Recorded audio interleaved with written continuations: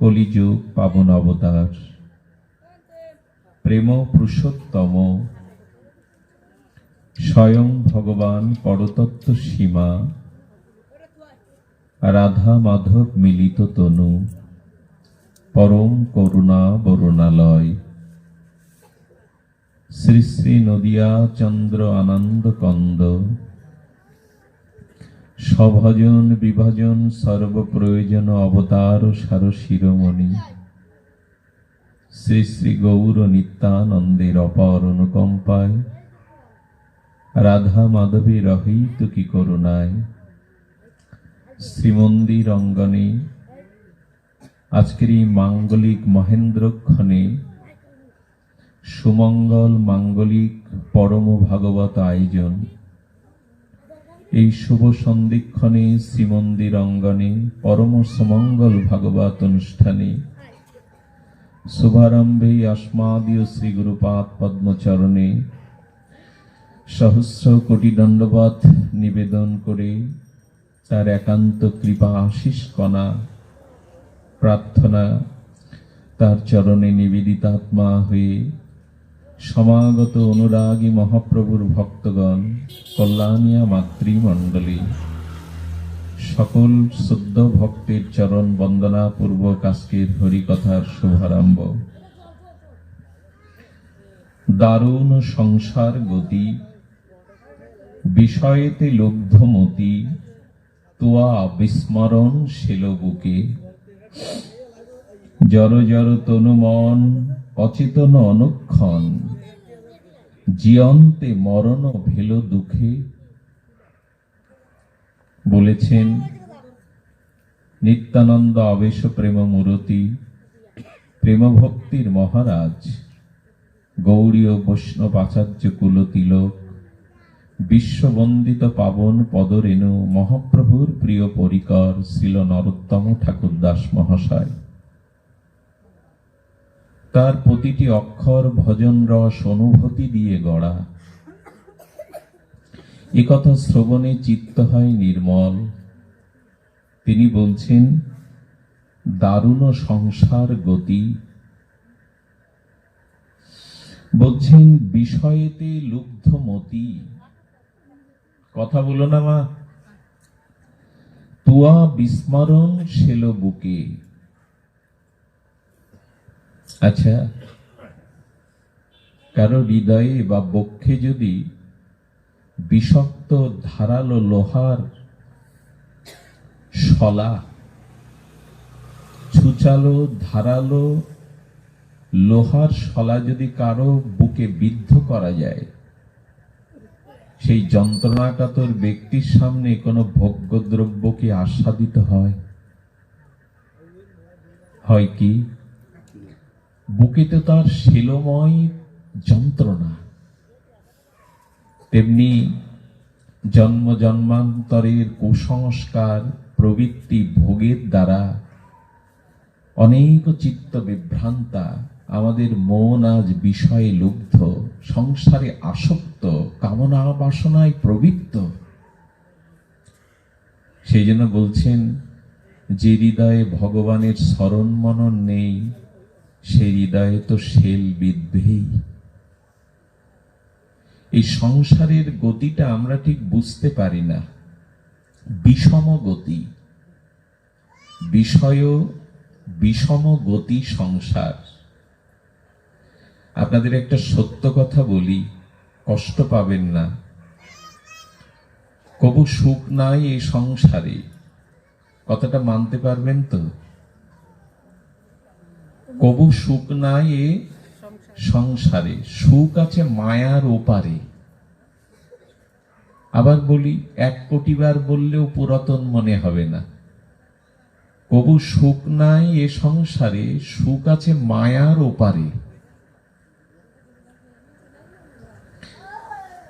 সাপ সম্পর্কে অজ্ঞ ব্যক্তি, সর্প সম্পর্কে যার পূর্বে কোনো ধারণা নেই, গ্রামের সরল অজ্ঞ ব্যক্তি,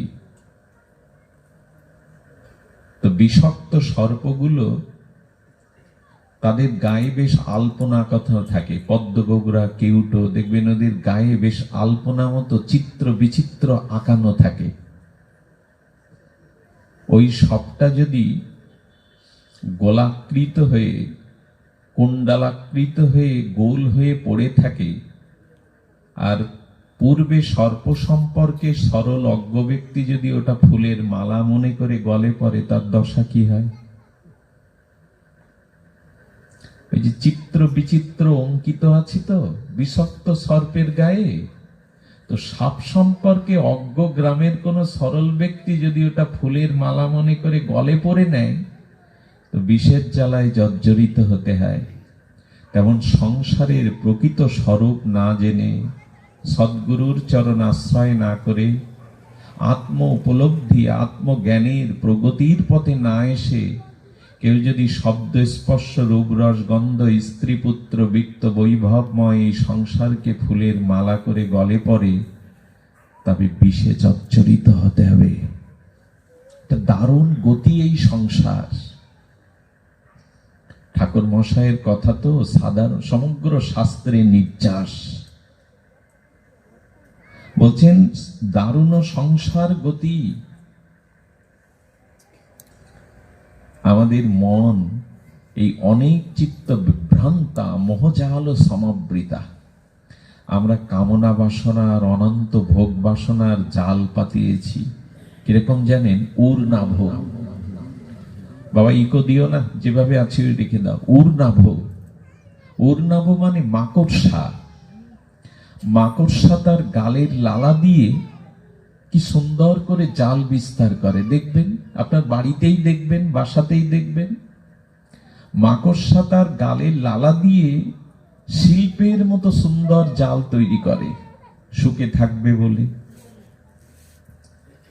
কিন্তু একদিন ওর জানা নাই এই সুখের জাল পেতেছি, একদিন আমাকে এই জালে আটকে মরতে হবে। মরেও পড়ে থাকে শুকিয়ে।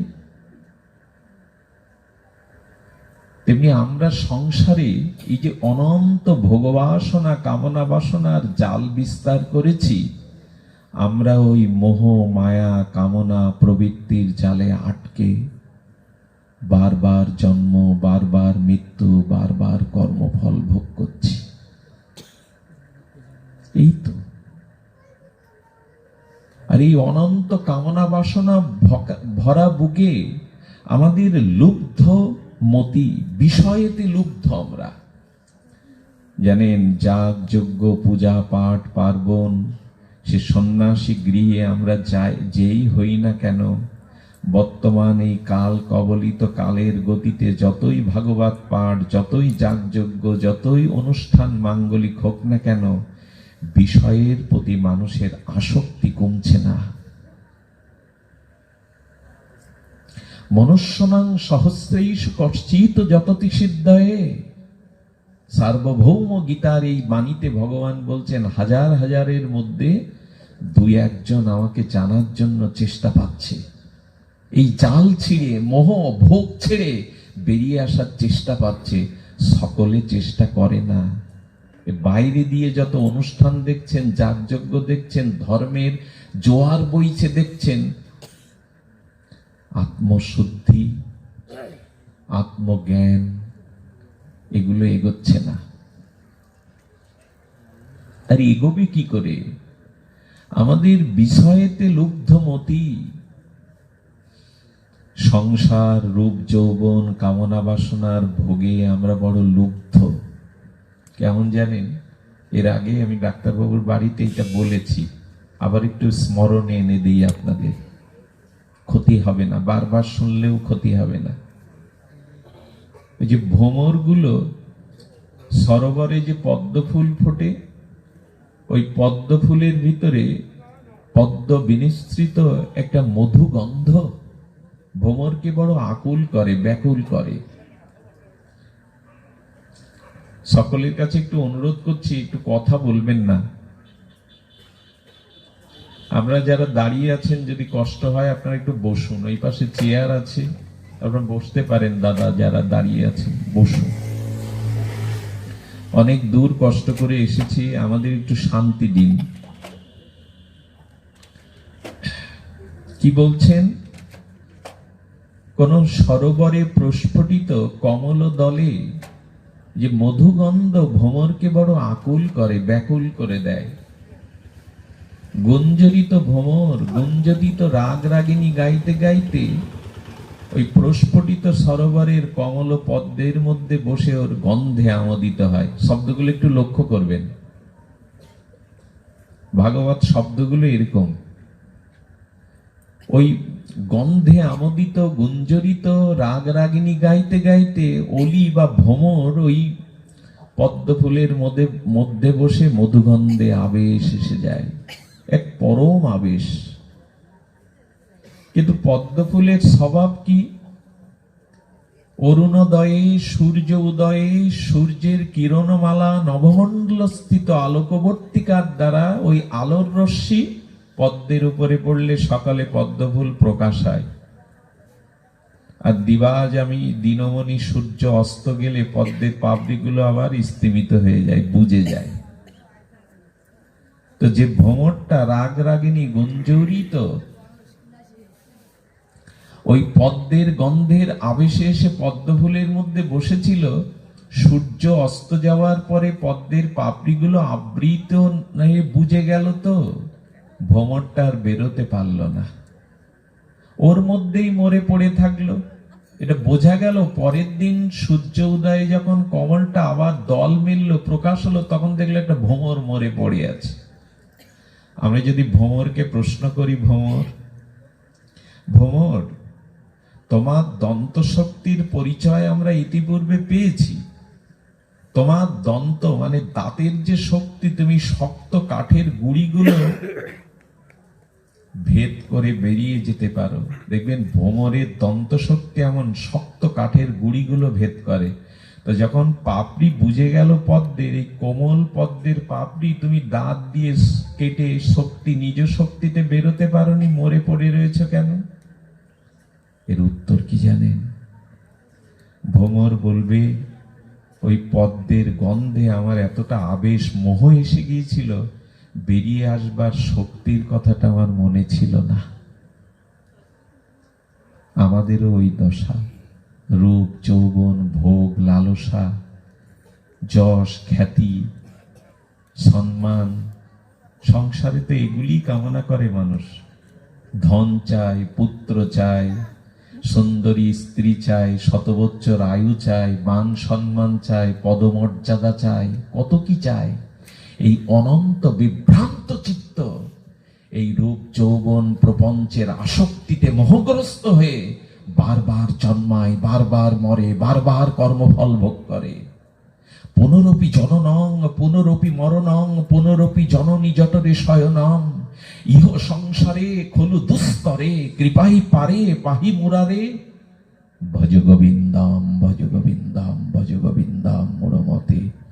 নির্বিশেষবাদী আচার্য জগৎগুরু শঙ্করাচার্যের এই অভ্রান্ত জ্ঞান সংজ্ঞা। বারবার জন্মিচ্ছি আমরা, বারবার মৃত্যুবরণ করছি, বারবার পাপ প্রারব্ধ কর্ম ভোগ করছি, রোগ শোক অপমান জ্বালা যন্ত্রণা, তবু কি ঘুম ভাঙে না? তবু কি মোহ কাটে না? বলল না, আমাদের মোহ কাটবে না। তবে হ্যাঁ, কাটতে পারে, এই সংসারের মোহ কাটতে পারে। ওই যে কৃষ্ণপক্ষের চাঁদ কি হয়? কৃষ্ণপক্ষের চাঁদ প্রতিদিনে ক্ষয়ে যায় না? এই যে পূর্ণিমার চাঁদটা কৃষ্ণপক্ষ পড়ার সাথে সাথে প্রতিদিন তার এক একটা করে কলা ক্ষয় হতে থাকে। একটা দিন এসে তো আর মোটে চাঁদকেও দেখা যায় না সারা রাত্রে, সেই রাতটার নাম হলো অমাবস্যা। বলে ক্ষয় হয় কেন? বলে তেমনি আমারও চিত্তে অনেক জন্ম জন্মান্তরীণ যে ভোগ বাসনা আছে, কামনা বাসনা আছে, যেগুলো আমাকে জন্ম মৃত্যু চক্রে দুঃখ দেয়, ওগুলো ক্ষয় করা যায়। কৃষ্ণপক্ষেই তো চাঁদ ক্ষয় হয়। বলে তুমি যেদিন সদ্গুরু সাধুর কৃপায় কৃষ্ণের পক্ষে আসবে, ওই দিন তোমার কর্মফল পাপ জন্ম মৃত্যু ক্ষয় হতে থাকবে। কৃষ্ণ পক্ষে এসো। চাঁদ ক্ষয় হয় কোন পক্ষে মা? শুক্ল পক্ষে, কৃষ্ণ পক্ষে তো। বলছেন সদ্গুরুর চরণাশ্রয় করে সাধু বৈষ্ণবের কৃপায় হরিকথা শ্রবণের দ্বারা কৃষ্ণের পক্ষে এসো, কৃষ্ণের বিপক্ষে যেও না, তাহলে ক্ষয় হবে। দুটো পক্ষ তো জগতে, শুক্ল পক্ষ, কৃষ্ণ পক্ষ। আমরা কৃষ্ণের পক্ষে নেই, আমরা বিষয়ের পক্ষে, কামনা বাসনার পক্ষে। এই জন্য আমাদের ক্ষয় নাই। আচ্ছা, সবাই যুগের দোষ দেয়, কালের দোষ দেয়, এটা কলি, কাল কবলিত। এখানে ধর্মকর্ম মানুষ ঠিক নাম মাত্র, বাইরে হই হুল্লোর দাপাদাপি লাফালাফি করে বটে, কিন্তু আত্মশুদ্ধি, চিত্তশুদ্ধি, কৃষ্ণ শুদ্ধ ভক্তি আমাদের প্রায়শ হয় না। সে সহস্র সহস্র লোক আজকাল ভেসে যাচ্ছে, ধর্মের তরঙ্গ উঠেছে, বান ডেকেছে, একেবারে বন্যা বইছে, কিন্তু মানুষ এগুলো কই? মনুষ্যত্ব, আত্মজ্ঞান, এটি জাগরণ হলো কই? হচ্ছে না একটা কারণে, এখন এই যে কাল, এই কালের তো একটা প্রভাব আছে। আচ্ছা, তলোয়ার বা পৃথিবীর শ্রেষ্ঠতম বীর দিয়ে, সমস্ত অস্ত্র দিয়ে শীত যে কালটা, এই কালকে আটকানো যায়? তলোয়ার দিয়ে কাল কাটা যায়? এই যে শীত, গ্রীষ্ম, বর্ষা, যে ঋতুগুলো আসে আমাদের প্রাকৃতিতে, এই প্রকৃতিতে আমাদের জীবনে যেটা আসে, এই শীতকে কেউ তলোয়ার দিয়ে কাটতে পারবে? বোমা দিয়ে উড়িয়ে দিতে পারবে? কালের গতিকে সেট করা যায় না। এমনি কলিযুগের একটা কালের প্রভাব আমাদের মনটাকে মোটেও ভগবতমুখী যেতে দেয় না, সব সাজিয়ে রেখেছে চারিদিকে। এই কালের গতির দোষ দিচ্ছে সবাই, এটা কলিযুগের যুগ, এই সময়ের যুগ, আকাশ সংস্কৃতির যুগ, মানে পশ্চিমা অগ্রাসন। ওই যে আকাশে গ্রহ উপগ্রহ ছেড়ে দেওয়া আছে, তাতে করে নেট ঘাটাঘাটি করলে পশ্চিমার সভ্যতা সব এখন পেয়ে যাবে। আমাদের এই জাতির কত বড় কলঙ্ক দেখুন। একটা বাচ্চার জন্মদিন পালন করবে, সনাতন ধর্মে বলল ওই বাচ্চার সামনে প্রদীপ জ্বালো, ওর মুখে পরমান্ন শ্রী গোবিন্দ বা বিষ্ণু প্রসাদ করে ওর মুখে দিয়ে দাও, ওই অন্নটা ওর মুখে দাও, আর একটু হলুদের ছোঁয়া দাও। হলুদের ছোঁয়া দিয়ে মনে মনে বলো, হলুদ তুমি একে নীরোগ করো। আয়ুর্বেদে হলুদ অনেক রোগের প্রতিকার স্বরূপ। হলুদটা গুরুজনরা আসনে বসে ভগবানকে স্মরণ করে গীতার মন্ত্র বলে ওর কপালে দিয়ে বলবে তুমি নীরোগ হও। কাজলটা ওর কপালে দিয়ে বলবে, কাজলটা কপালে দিয়ে বলবে তুমি সুন্দর হও। কাজল বড় সুন্দর করে। একটা ছোট বাচ্চার কপালে মা যখন কাজলের টিপ দিয়ে দেয়, আঁকিয়ে দেয়, সে বড় মধুর লাগে তার। তো বলছেন কাজল দিয়ে বলতে হবে যে তুমি বড় সুন্দর হও। চন্দন দিতে হবে, তুমি পবিত্র হও, অশুদ্ধ হয়েও না, অপবিত্র হয়েও না। ধান আর দুর্বা দিয়ে বলতে হবে, দুর্বা ইটে চাপা দিলে মরতে চায় না, ইটের 500 পাশ দিয়ে আবার আকাশের দিকে মুখ তোলে, হলুদ হয়ে যায় তবু মরে না। তাই ঋষিরা বলল, দুর্বা দিয়ে বলো তুমি আয়ুষ্মতী হও, দীর্ঘ আয়ু হোক তোমার। ধানটা মাথায় দিয়ে বলো তুমি ধনমতী হও, অন্য কষ্ট যেন তোমাকে কখনো না পেতে হয়। শঙ্করধ্বনি উলুধ্বনি দিয়ে ওর মাথায় সকলে আশীর্বাদ করো। এই জন্মদিন প্রদীপ জ্বালিয়ে করবার কথা। আর এখন মানুষ জন্মদিন পালন করো অসভ্য জাতির অসভ্য কৃষ্টি দিয়ে। আমরা বাতি, আমরা প্রদীপ জ্বালিয়ে কাজ করতে হয়, আর এরা জন্মদিন পালন করে ফু দিয়ে বাতি নিভিয়ে। ওইখানে বাজার থেকে কেক আনে, যা ডিম দেওয়া ভগবানকে নিবেদন করা যায় না, ওই গালে পুরে দেয়। অখাদ্য খা, তোর মনের গতিটা বিরূপ হোক। হাততালি দিয়ে হ্যাপি বার্থডে টু ইউ মানে কি? হাততালি দিয়ে কি করলেন? এই অসভ্য জাতি নিজের মাকে ভুলে, নিজের ভাষাকে ভুলে, নিজের বৈদিক কৃষ্টি ভুলে ওদের দিকে তাকিয়ে আছে। এই জাতি তো, আমাদের শিক্ষিত শ্রেণীর মানুষরা এখনো সনাতন ধর্মের সারিতে আসে না। এই যে আমার সামনে যারা বসে আছে, এর মধ্যে 10টা মাস্টার, 10টা ইঞ্জিনিয়ার, 10টা ডাক্তার থাকলে ধর্ম অনেক আগেই ঘুম ভাঙতো মানুষের। কারণ শ্রেষ্ঠজন যা আচরণ করে সাধারণরা তাই অনুকরণ করে। আমাদের ধর্মের অধিকাংশ শিক্ষিত ব্যক্তিরা নাক শিক্ষায় এই কীর্তন করলে, হরি কথা বললে, এদের খেয়ে দিয়ে কাজ নেই, খিচুড়ি খায় আর হরিবল হরিবল করে বেড়ায়।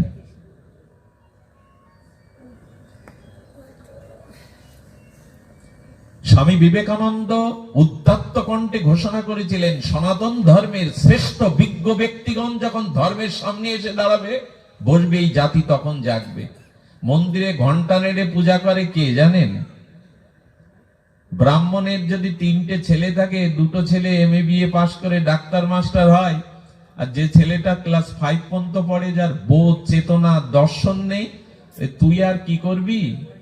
তুই পাঁজি পুঁতি নিয়ে পূজা পার্বণ করে বেড়া, ওর কাছ থেকে লোক কি শিখবে? ও তো নিজেই জানে না জীবনের দর্শন, কোন মন্ত্রই শুদ্ধ করে উচ্চারণ করে বলতে পারে না।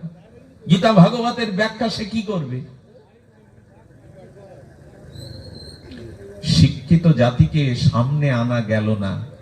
এখন অবশ্য পরিবর্তন হয়েছে, 2-4 জন এখন আসছেন, এটা শুভ ক্ষণ। যে কথা আলোচনা করছিলাম, অনেকে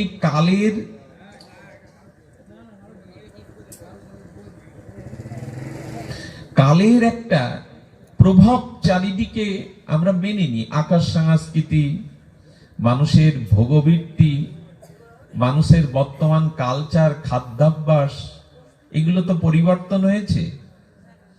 তো সবকিছু মিলিয়ে যারা কালের দোষ দেয়, আমাদের রূপ সনাতন বলছেন কালের দোষ দেবে কেন? কালকেও পরাস্ত করা যায়। কালেরও কর্তা যিনি, তার চরণ যারা আশ্রয় করে, কালাকালেরও কর্তা যিনি, সেই শ্রী ভগবানের চরণ যারা আশ্রয় করে, তাদের অন্ধকার কাল এই কলি ঢাকতে পারে না। তার একটা দৃষ্টান্ত শুনবেন। আচ্ছা, অমাবস্যার ঘোর অন্ধকার রাত্রিতে নিজের হাতটাতেও দেখা যায় না, ঘোর অন্ধকার। তো ওই ঘোর অমানিসার গাঢ় অন্ধকারে আকাশের তারাগুলো অন্ধকার ঢাকতে পারে না কেন?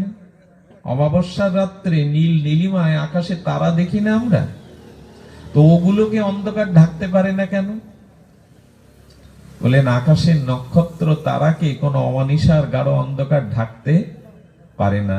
তেমন নিতাই গৌরের চরণাশ্রয় করে শ্রী গুরু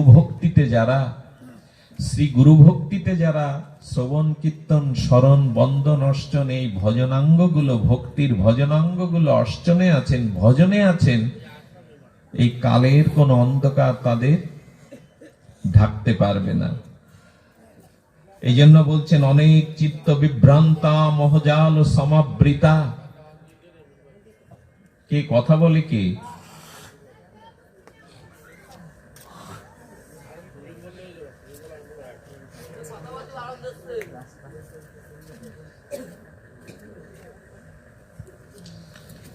অনেক চিত্ত বিভ্রান্তা মহজাল সমাবৃতা প্রসক্তা কামে ভোগ শিও পতন্তি নরকেও শুচ। যদি এই কামনা বাসনা ভোগ বৃত্তি থেকে বেরিয়ে না আসতে পারি, এই মোহ জালকে ছিঁড়তে না পারি, তবে গুরু কৃপা ব্যতীত এটা হবে না, বৈষ্ণব কৃপা ব্যতীত এটা হবে না। এটা হতে গেলে চাই এর থেকে বেরোনো। আমরা এই মোহজাল থেকে মোটে বেরোতেই পারি না, আর এই বেরোতে পারি না বলেই আমাদের যে দুর্দশা, সেই দুর্দশার সীমা নেই। আমরা কৃষ্ণ কথায় যাব, তার আগে একটু ভূমিকা বলছিলাম। এই ভূমিকাটা হলো ভজন চাই, সদ্গুরুদেবের চরণাশ্রয় পূর্বক শ্রবণ কীর্তন স্মরণ বন্দন অর্চন, এই নববিধা ভক্তির ভজন চাই। ভগবত ভজন ব্যতীত এই মোহজাল সমাবৃতা বিভ্রান্ত চিত্ত বা প্রারব্ধ পাপ কূট বীজ জন্ম মৃত্যু দুঃখ এড়াবার অন্য কোনো উপায় নাই। শ্রী ভগবত স্মরণের দ্বারা, ভগবত ভক্তি অঙ্গের যাজনের দ্বারা, ওই যে বললাম অমানিসার ঘোর অন্ধকারে নিজের হাতটাও দেখা যায় না, অমানিসার গাঢ় অন্ধকার, কিন্তু তারাগুলোকে অন্ধকার ঢাকতে পারে না কেন? জলমান নক্ষত্র উজ্জ্বলকৃত আলোয় নবমণ্ডল হেতে বিকিরণ আলোক ছটা দেখা যায়। অমানিসার ঘোর অন্ধকার ওদের ঢাকতে পারে না, তার কারণ হলো ওই ক্ষমতা অন্ধকারের নাই। তেমনি যারা গৌর গোবিন্দের চরণাশ্রয় পূর্বক, যারা সদ্গুরুর কৃপাপ্রাপ্ত হয়ে ভগবানের ভজন করছেন, ভজনাঙ্গ ভক্তিগুলো যাজন করছেন, শ্রবণ কীর্তন অর্চন বন্দন, এদেরকে এই কালের কবলিত অন্ধকার, কলির কলুষ কালিমা এদের ঢাকতে পারে না। সহজ কথায়, ওই কয়লাকে বিধৌত করলে তার কালত্ব যায় না, কিন্তু কয়লাকে আগুনে তদাত্ত করলে কয়লার রংটা কাঁচানো, গলা তপ্ত কাঞ্চন সোনার মতো রং হয়, কালত্ব দেখা যায় না। এটা তো আমরা দেখি। কয়লাগুলোকে কর্মকার স্বর্ণকারের আগুনে তদাত্ত করে দিলেন, তা আগুনে তদাত্ত প্রাপ্ত হলে কয়লার কালত্ব কি আর দেখা যায়? কোথায় যায় কালোটা? বলে আগুনে তদাত্ত প্রাপ্ত হয়ে তার কালত্বটা নেই, কাঁচানো গলা সোনার মতো রং হয়। তেমনি যখন আপনার মনটা এই অনন্ত কামনা বাসনা ভোগ বাসনা তিরোহিত হয়ে সদ্গুরুর কৃপালব্ধ হয়ে স্বরূপ অভিমান জাগবে, আমি কৃষ্ণের দাস, এরকম মহৎ কৃপায়, শ্রীগুরুর কৃপায় আপনি যখন ভজন কীর্তন স্মরণ মনন ভক্তি অঙ্গগুলো যাজন করবেন, ওই অগ্নিতে পড়বেন। মা কি হচ্ছে কি? যখন অগ্নিতে পড়বেন তখন আর কালত্ব থাকবে না, ওই অগ্নিতে তদাত। আচ্ছা, লোহাতে কি আগুন আছে? একটা লৌহ খণ্ডে কি আগুন আছে? ও আপনার গায়ে দিলে কি অগ্নির দাহিকা শক্তি কাজ করবে? কিন্তু লোহাটা যদি বহুক্ষণ ধরে আগুনে তদাত্ত করা যায়, রেখে দেওয়া যায়, তখন ওই আগুনে তদাত্ত প্রাপ্ত লোহার কণাটা আগুনের মতো ক্রিয়া হয়, তখন যাকে ছোঁয়াবেন। তেমন আমাদের চিত্তটা অনন্ত জন্মের, এক জন্মের না, অনন্ত জন্মের কামনা বাসনা প্রবৃত্তি ভোগবাসনায় আমাদের চিত্তটা আক্রান্ত। ওটা যদি মহাপ্রভুর এই শ্রবণ কীর্তন ভাগবত ধর্মের মধ্যে তদাত্ত করা যায়, ফেলে দেওয়া যায়, তখন ওই ভাগবত চিৎ ভক্তি শক্তিটা আক্রান্ত হয়ে লোহার ভিতরে যেমন অগ্নিকণাটা প্রবেশ করে লোহাকে অগ্নির মতো কাজ করিয়ে দেয়, এই ভ্রান্ত মোহগ্রস্ত চিত্তে যদি ভগবানের ভজন কীর্তন সাধু কৃপা অগ্নি প্রবেশ করে, আপনার ভেতরে তখন পাপ পুড়ে বিশুদ্ধ হতে বাধ্য হয়ে যায়। লক্ষ্য হীরার মতো বেশ্যা নামাচার্য হরিদাস ঠাকুরের পরশে মাত্র 3 রাত্রে মোহন্তী হয়ে গেল। বেশ্যা, দেহ পসারিণী, পতিতা, 3 রাত্রি, তাও কোনো কথা বলেনি হরিদাস। তার দেহের থেকে, অন্তর থেকে ভক্তির কৃপাকণা সঞ্চারিত হয়ে তাকেও ভক্তিময়ী করে দিল। কত শক্তি ধরে সাধু বৈষ্ণব, কত শক্তি ধরে একজন শুদ্ধ মহাত্মা। এই জন্য এই আক্রান্ত কামাসক্ত ভোগাসক্ত মোহজাল আবৃত বিভ্রান্ত চিত্ত শুদ্ধ হতে পারে মহতের সঙ্গ, মহতের কৃপা, ভগবানের শুদ্ধ ভজন। এই পরশটুকু থেকে আজ আমরা দূরে। নাম মাত্র আমরা অনুষ্ঠান করি, কিন্তু আচরণ করি না। আর আচরণ না করলে অনুভূতি হবে না, আর অনুভূতি না হলে ধর্মও জাগবে না। আর এই অনুভূতি যার নেই তার কাছে ধর্ম নেই। হই হুল্লোড় করে লাফালাফি দাবাদাবি করে কাজ হয় না, কাজ হয় অনুভূতি আসলে। অনুভূতিটা কি করে আসবে জানেন? এর একটা দৃশ্য আমি আপনাদের সামনে একটু আনি। আচ্ছা, এই মুহূর্তে আমি মারা গেলাম, বা আমার সামনে যারা আছেন আপনারা কেউ এই মুহূর্তে এখন দম বন্ধ হলো, বা আপনাদের হৃদয়ে হৃদক্রিয়া থেমে গেল, যাকে স্ট্রোক বলি বা যাই বলি, মারা গেলেন। এখন তো বেশি রাত হয়নি, 9টা বাজতে গেছে। সবাই সিদ্ধান্ত নিল যে আত্মীয় স্বজন পুত্ররা কেউ বাইরে নাই, বাড়িতে আছে, ওকে এখনো শ্মশানে নিয়ে যায়। তো শবনং শয়নং শ্মশানাম, মৃত ব্যক্তিকে তো যেখানে সেখানে শোয়ানো হয় না, শ্মশান ভূমিতে গিয়ে চালি করে বলহরি বলে নিচে নামিয়ে রাখতে হয়। আচ্ছা, ওই মৃত ব্যক্তি যিনি এখন আমি মারা গেলে আমাকে শ্মশানের ভূমিতে ওই চিতার পাশে শায়িত রাখলেন, এখন আপনি গিয়ে যদি আমাকে ডেকে একটা প্রশ্ন করেন, কে ভাই তুমি ঘুমিয়ে আছো, কে তুমি ঘুমিয়ে আছো? আচ্ছা, গৃহ অভিলাষ পরিত্যাগ করে তুমি শ্মশানে নিশ্চিন্তে ঘুমিয়ে আছো কেন? এই প্রশ্ন যদি এখন করা হয় আমার মৃত্যুর পর শ্মশান ভূমিতে, কি উত্তর তার? তুমি ঘুমিয়ে আছো কেন ভাই? তোমার গৃহ অবিলাস স্ত্রী পুত্র ছেড়ে তুমি শ্মশানে নিশ্চিন্তে এখানে ঘুমিয়ে আছো। আচ্ছা, তোমার কাছে এটা প্রশ্ন করি, সংসার সাজাতে তো তুমি কিছু বাদ রাখনি? TV, fridge, colour TV, fridge, আলমারি, ড্রেসিং টেবিল, তোমার শোয়ার খাট, মলমলের তোয়ালে, ঘর সাজাতে তো তুমি ফুলের টব এত করে ঘর সাজিয়েছিলে, তুমি তো বাকি রাখো নাই। আচ্ছা, তার তো তোমার কিছু সাথে আনোনি, তুমি ওগুলো কোথায়? ওগুলো তুমি সাথে আনোনি, এর কি উত্তর? আমাদের বিষ্ণু ডাক্তার 100 বছর বাঁচুক, কিন্তু এখন যদি উনি মারা যান, ধরেন এখন মারা যান, ওনাকে শ্মশানে যদি আমি এই প্রশ্ন করি, এত ঘর সাজিয়েছিলেন? আমাদের তো ঘর সাজাবার বাবা, কিভাবে ঘর সাজিয়েছি আমরা। তো এখন যদি বলি, আচ্ছা ভাই সংসার সাজাতে বাকি রাখো নাই, তো তার তো কিছু তুমি সঙ্গে আনোনি কেন? ওইগুলো তোমার প্রিয় বস্তু, ওগুলো আনোনি। বলছেন, ওহার জন্য তুমি আজন্মই তো খেটেছো। সকাল থেকে খাটতে কিসের জন্য? বউ, ছেলে মেয়ে, সংসার, বিত্ত বৈভবের জন্য তো। তো সকাল থেকে রাত্রি পর্যন্ত তুমি যে খেটে ওই জিনিসগুলো বাড়ি গাড়ি করেছো, তোমার সাথে দেয়নি? ওর উত্তর কি হবে জানেন? ওর উত্তর হবে, তুমি কি কানা, অন্ধ? তুমি দেখনি আমার সাথে ওরা দিয়েছে আসবাবপত্র, দিয়েছে একটা মাটির কলসি আর একটা সরাই, দেখনি তুমি? এর জন্যই সারা জীবন খেটে তো তোমার মাটির সরা দিল। আচ্ছা, আপনারা ওই লাশটাকে শ্মশানে রেখে সবাই একটু দূরে সরে যাবেন। পাশাপাশি দেখবেন একটু জঙ্গলের পাশে নদীর ধারে থাকলে একটা সিগাল এসে, কুকুর এসে হাজির হবে। ওরা বলবে কি, তুমিও আমাদের মতো কোনো প্রাণীকে গরম জলে পুড়িয়ে বা তার মুন্ডুটা বটিতে কেটে খেয়েছো, এখন প্রতিশোধ নেওয়ার পালা। মানুষ, তোমরা একটু সরে যাও, ওকে আমরা ছিঁড়ে খাবো। কুকুরগুলো, সিগালগুলো মরা লাশটার পাশে মানুষগুলোকে দেখে বলে, তোমরা বেঁচে আছো তো, তোমাদের সামনে আমাদের যাওয়ার অধিকার নেই, কিন্তু যে মারা গেছে তার মাংসটা ছিঁড়ে ছিঁড়ে খাওয়াই আমাদের দরকার, একটু সরে দাঁড়াও, ও আমাদের অনেক খেয়েছে। গরম জলে পোড়ায় না, ওগুলো নাম নিতেও ইচ্ছা করে না, গরম জলের ভিতরে দিয়ে ওরে হত্যা করে। বলছেন আমার তো, আচ্ছা নদীর মাছগুলো কি বলে জানেন? ওই যে শ্মশানের পাশে যে নদী প্রবাহমান, বলে কি, মানুষ ওকে একবার আমাদের কাছে দাও, নদীতে ফেলে দাও, ওই এতদিন আমাদের সিবিয়ে সিবিয়ে খেয়েছে, এবার আমরা কুড়ে কুড়ে খাবো ওকে।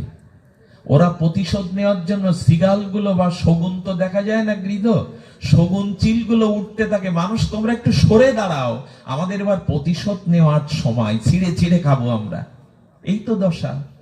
2 ঘন্টা ওই লাশকে রেখে সবাই একটু দূরে যাবেন, তো দেখবেন প্রতিশোধ নেওয়ার জন্য সাপাত সংকুল কুকুরগুলো, সিগালগুলো, গৃধ, শগুনগুলো, চিলগুলো অপেক্ষা করছে। আচ্ছা, তুমি এই যে প্রাণী হত্যা করে খেয়েছো, ওরা বুঝি তোমার প্রতিশোধ নেওয়ার জন্য এইভাবে আসে? হ্যাঁ, আচ্ছা তারপরে যদি প্রশ্ন করি, আচ্ছা তুমি সুকোমল শয্যায় কামিনী সনে শুয়ে থাকতে, সুন্দরী যৌবনাবতী স্ত্রীর সাথে শয্যায় ঘুমিয়ে, সে খাটটা তোমার সাথে দেয়নি? আজকে কোথায় শোবে? মাটিতে শুয়ে আছো কেন তুমি? এই রাত্রেই কিন্তু আপনার কাছে এই প্রশ্ন করা হতে পারে। তুমি ওই 20-25 হাজার টাকার বক্স খাটে, স্টিলের খাটে শুতে, ওটা তোমার সাথে দেয়নি? আচ্ছা যদিও খাট দেয়নি, তোমার পাশে যে সুন্দরী স্ত্রী থাকতো, মনোরঞ্জন করতো, সে কোথায়? বলে তুমি এক বোকা, আজকেও আমাকে শোয়াবে, তবে চিতার উপরে কাঠের শয্যায় শোয়াবে। দেখোনি তুমি ওই কাঠ জোগাড় করছে? তো তোমার স্ত্রী প্রেয়সী আজ তোমাকে তোমার পাশে শয্যা সঙ্গিনী হয়ে মনোরঞ্জন করবে না? বলে না, আজ আমার সাথে একজনের মিলন হবে, তবে আমার সুন্দরী স্ত্রীর সাথে না, আগুন রূপ প্রেয়সীর সাথে আমার মিলন হবে, আগুন আমাকে ভোগ করবে। এই কথাগুলো শুনলে একবারও মনে হয় না এই দৃশ্যটা আজ রাত্রি আপনার জীবনে ঘটতে পারে? এটা প্রেমানন্দ বলেছেন, বিল্বমঙ্গল না।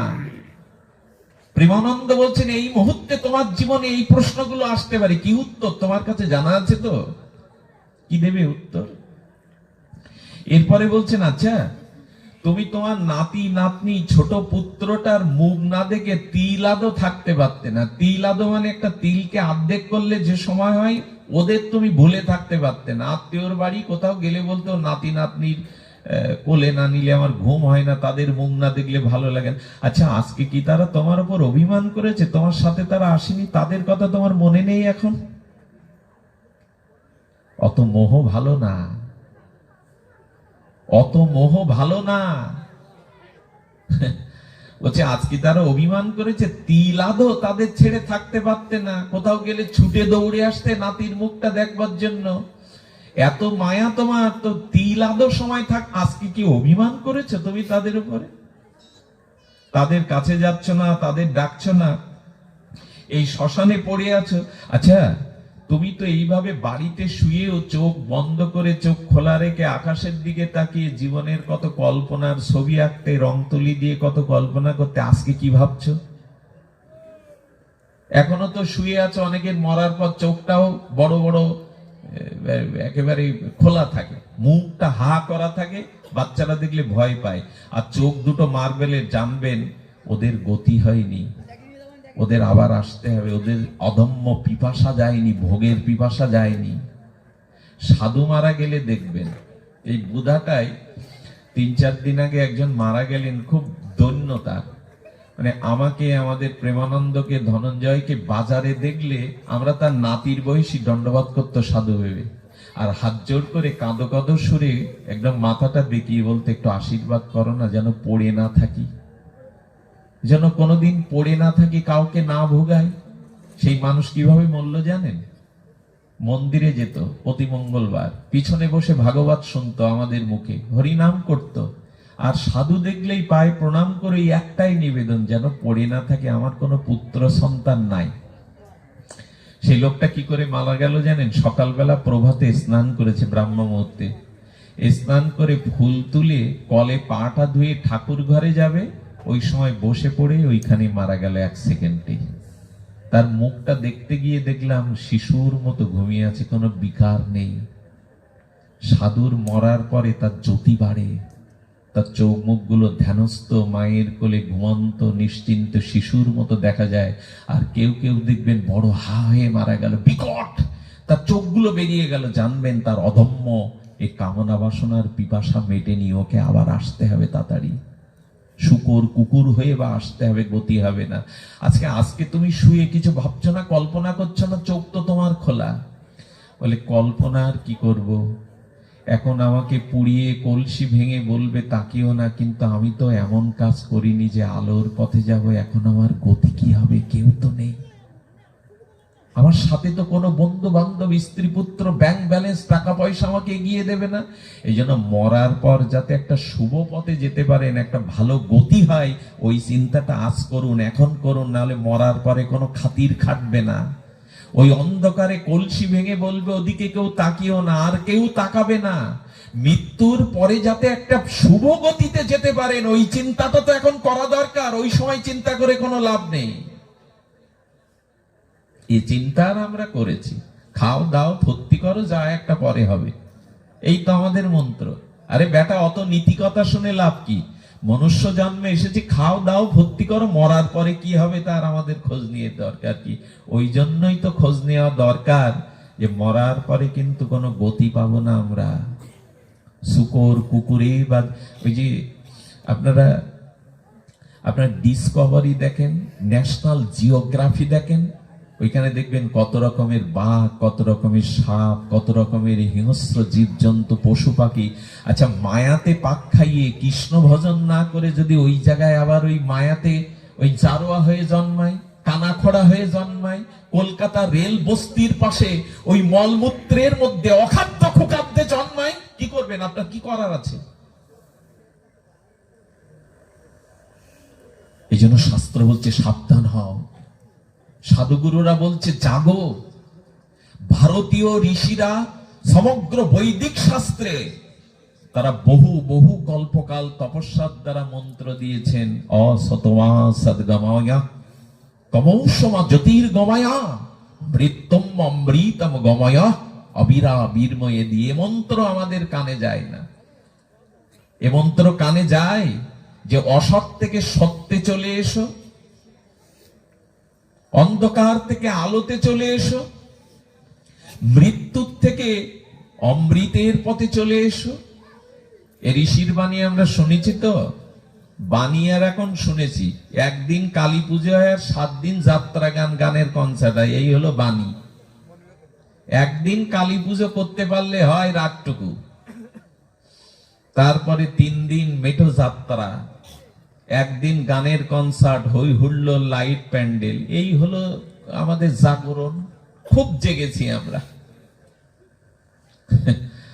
জগৎ জননী মাকে সামনে রেখে এই অসভ্যতা এই জাতির, আপনাদের দিকে হয় কিনা জানি না, হলে সাবধান হয়ে যান। ছেলে খেলা করবেন না ধর্ম নিয়ে, ভাগবত ভক্তি নিয়ে ছেলে খেলা করবেন না। এর পরিণাম কিন্তু এই জাতিকে দিতে হবে, খেসারত দিতে হবে।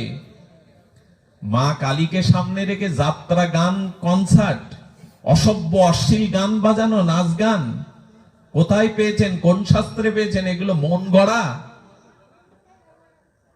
অসভ্য জাতির এই অসভ্যতা এই জাতিকে অনেক দূর পিছিয়ে দিচ্ছে। হই হুল্লোড়টা কি ধর্ম? অশ্লীল গান বাজানো কি ধর্ম? মার বুকে হাইলাইট ফেলানো ধর্ম? 1000 পাওয়ারের বাল মা কালীর বুকে মুখে ফেলানো হয়, কারো মুখে লাইট মারাটা বেয়াদবি। মার সামনে অশ্লীল গানগুলো বাজানো অধর্ম। এ কথা কাকে বোঝাবেন? এই বাচ্চা, এই পেছনে কারা? কথা বলো না।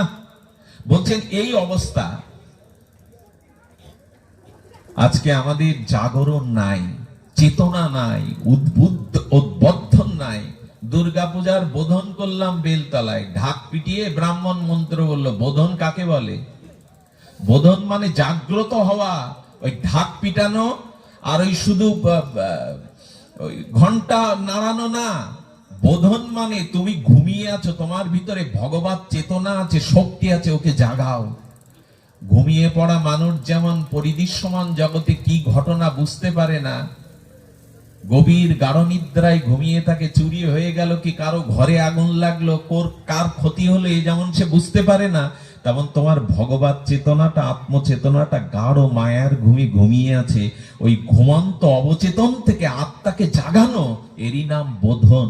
ওইটা হয়তো দুর্গাপূজায় আমাদের হৃদয়ের বোধন, হয়তো চেতনার বোধন, হয়তো না বেলতলায় শুধু ঢাক ঢোল পিটিয়ে বোধন করি আমরা। জাগো, উত্তিষ্ঠিত জাগ্রত, প্রাপ্য বরানন নিবেদত। এ মন্ত্র আজ আমরা পড়ি না। ওঠো, জাগো, জেগে ওঠো। তবে জাগাবে কে? এই জাগাবার মন্ত্র হলো ভাগবত কথা। এই জাগাবার মন্ত্র হলো হরি কথা, ভাগবত কথামৃত। এইখানে আপনারা যারা শীতের দিনেও দাঁড়িয়ে হরি কথা শুনছেন, এইখানের পরিবেশটার সাথে তুলনা করুন তো অন্য কিছু যা অনুষ্ঠানের। ওই যে হই হুল্লোড়, হাইব্রিড দিয়ে গান বাজানো, ওই যে যাত্রা গানের কনসার্ট, এর ভিতরে এখন যদি পাষাণ্ড পরিমাণ কোন লোক ঢোকে, আর এই শব্দগুলো যদি তার কান দিয়ে ঢোকে, আমি বিশ্বাস করি এই মুহূর্তে অসৎ চিন্তা তার মন করতে, ব্রেন করতে পারবে না। তার মস্তিষ্ক বা বুক এই মুহূর্তে কোনো অসৎ চিন্তা করতে ক্ষমতা রাখবে না। এর ভিতরে যারা ঢুকবে তাদের চিত্তটা আক্রান্ত হবে কোনো না কোনো শুভবোধে। যেখানে ভাগবত কথা হয়, অলক্ষ্যে অনেক পবিত্র আত্মা, ঋষিমুনির আত্মা নেমে আসে। যেখানে ভাগবত কথা হয়, স্বয়ং শ্রী গোবিন্দ রাধারানীকে নিয়ে সেখানে এসে দাঁড়ান। নারদ, ধ্রুব, প্রহ্লাদ অলক্ষ্যে আমাদের চোখের আড়ালে আসে। তাদের গায়ের বাতাসটা, তাদের ভক্তির বাতাসটা, এই পরিবেশটা এমন নির্মল করে দেয়। এর ভিতরে যারা ঢুকবে, যারা বসবে, তাদের চিত্ত শুভ চিন্তা করতে বাধ্য হবেই হবে, আক্রান্ত হবে। রোগ জীবাণু যেমন একজনের শরীর থেকে আর একজনের শরীরে আক্রান্ত হয়, রোগের বীজাণু কণা, এও তাই। কিন্তু সেই ভাগবত তত্ত্বে এখন আমাদের রুচি নেই। এক ধর্মীয় যাত্রা পালায় 10,000 লোক কুমিরের মতো হা করে সারা রাত যাত্রা শোনে। কিন্তু মুরারি মোহন দাস বাবাজি বিশ্ববরেণ্য, তিনি আসলে মানুষ 2 ঘন্টার বেশি বা সেখানে হরিকথায় শুনতে চায় না। কখন প্রসাদ হবে, কখন বাড়ি যাব। এর কারণ প্রবৃত্তি, এর কারণ অনন্ত জন্মের ভোগবৃত্তি। শুদ্ধ না তো, আমাদের চিত্তটা শুদ্ধ না তো। অনেক জন্ম পাপ করেছি, ভোগ করেছি, সেই সাপটা তো হৃদয়ে। অনেক জন্ম বিভ্রান্তা মোহজাল সমাবৃতা, তামস পরিচ্যুতা, আর আমাদের গতিটা নিম্ন দিকে। এখন উপায় কি? এখন সেই উপায়ের কথাটা আমরা একটু জানবো, আপনাদের জানাবো।